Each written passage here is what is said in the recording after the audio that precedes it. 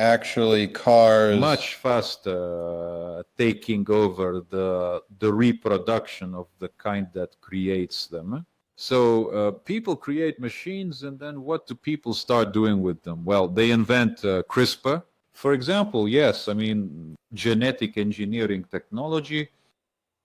Then they'll have some computer algorithm pick the best genes for your kids. So like babies are born as gigachads with massive jaws or some shit, and everyone loves it basically. I mean, that's pretty obvious too. That is like All the Chinese, Koreans, and Japanese want their kids to look like Dolph Lundgren. Basically, everyone knows this. Well, and at some point, they're like, all the Chinese turn white, like 2-meter tall bodybuilders, damn karate experts. This is just the first phase, and then gradually people start getting worried about these genetic engineering algorithms.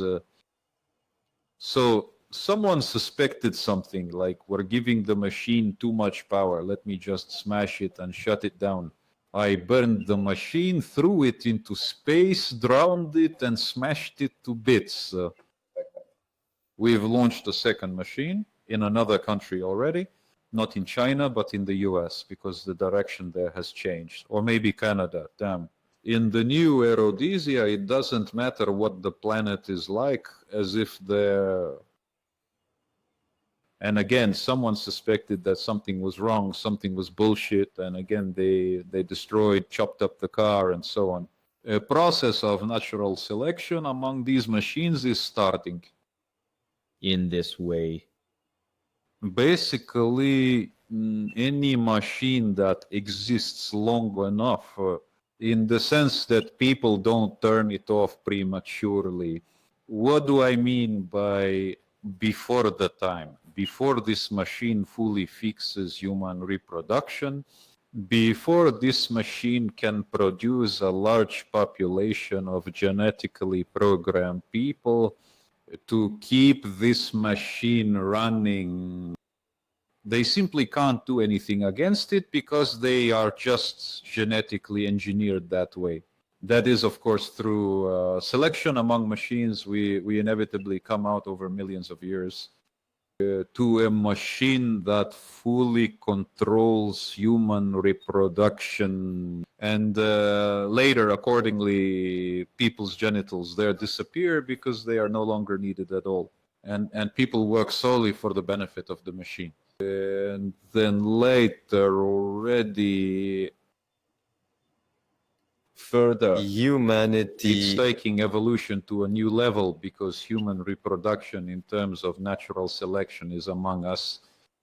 How to adapt. The animal kingdom is ending. A new form of life begins after this. here, then yes. Yeah, that makes sense. Point. I mean, well, that's roughly how I see it. Those who have been watching me for a long time know where I got this perspective from. Unfortunately, the author of this perspective now supports Putin. What a fucking embarrassment. In New Rhodesia, they launched a machine that runs on chicken wings. Thanks, you described the plot of the Half-Life universe. No, the plot of the Half-Life universe is completely different. Like in the Half-Life universe, I can tell you the Half-Life lore without any problem. What happened in all the parts, starting from the first, and what happened in the second part. Sometimes you just gotta do it. I can't really explain who Jim Man is because in games it just can't be explained. No, there's simply none. Because in Half-Life it's basically aliens, roughly speaking. They came and conquered everyone. This happened because Gordon Freeman did it in the first part. There was no natural selection, damn it, among the machines and all this stuff.